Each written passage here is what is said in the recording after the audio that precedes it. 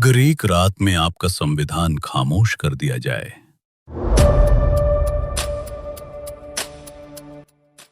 तो सुबह कैसी होगी?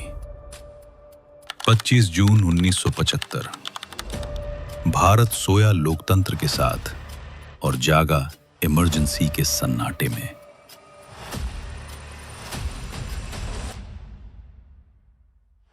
अंधेरी रात, दिल्ली की सड़कों पर सन्नाटा। घड़ियों की सुइयां आधी रात पार कर चुकी हैं।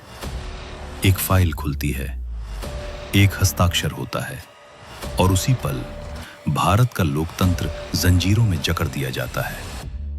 प्रधानमंत्री इंदिरा गांधी की सलाह पर राष्ट्रपति ने इमरजेंसी की घोषणा कर दी।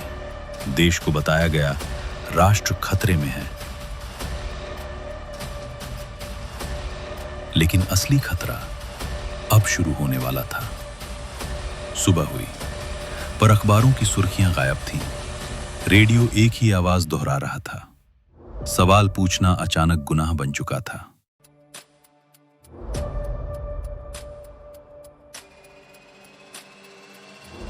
हजारों लोग रातों रात गिरफ्तार।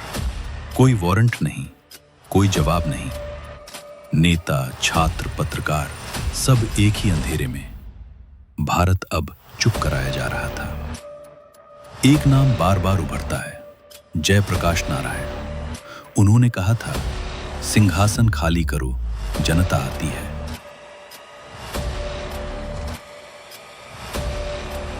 लेकिन इमरजेंसी में आवाज उठाना सबसे बड़ा अपराध था। जेपी जेल में थे, सड़कों पर डर था और लोगों के दिलों में बेचैनी। संविधान जो जनता की ढाल था, उसी को बदला गया। मौलिक अधिकार निलंबित, कोर्ट भी बेबस, प्रेस पर ताले। अब सवाल ये नहीं था कि क्या सही है, सवाल था कौन बोलेगा। सरकारी नारे गूंजते हैं, अनुशासन, विकास, लेकिन अंदर ही अंदर जबरदस्ती नसबंदी। गरीबों की आवाज कुचली जाती है। हर मुस्कान नकली, हर खामोशी डर से भरी। देश चल रहा था, पर आत्मा थम चुकी थी।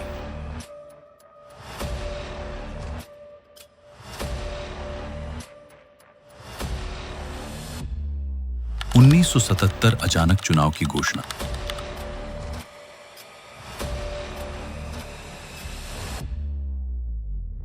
शायद सत्ता को भरोसा था डर जीत जाएगा, लेकिन इस बार मतदान सिर्फ वोट नहीं था, यह बदला था।